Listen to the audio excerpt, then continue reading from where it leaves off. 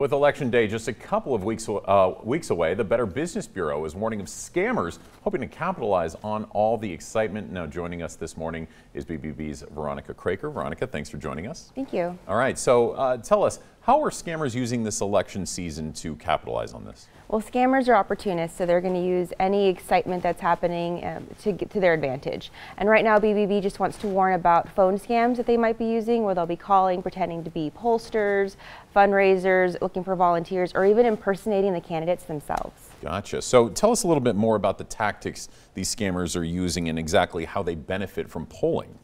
Right, so polling is just one of a few tactics they use. There's also fundraising and impersonation. With polling, that's where they call you and they're asking you to take a survey about a certain issue or a candidate to see where you stand, but then they offer you a free gift if you take this. And that's where they get you, because they're asking you to pay for the shipping and handling. Something else is with the fundraising. It's just like it sounds. They're asking for money for a donation, but they might not really be representing the candidate.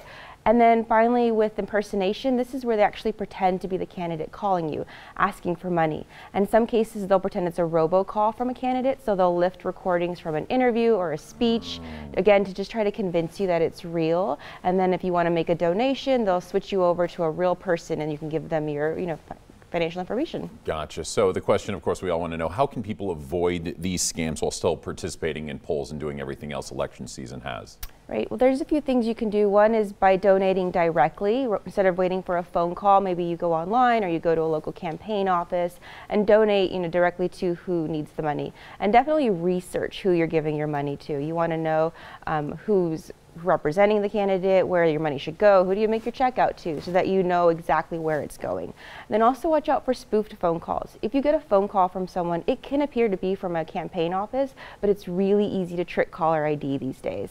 And then finally, with that free gift that they offer you for the poll, if they're asking you to pay the shipping or the handling or anything, or taxes, just hang up the phone, because that's your sure sign it's a scam. Perfect. Okay, Veronica, thank you very much for your time and these great tips. Thank you.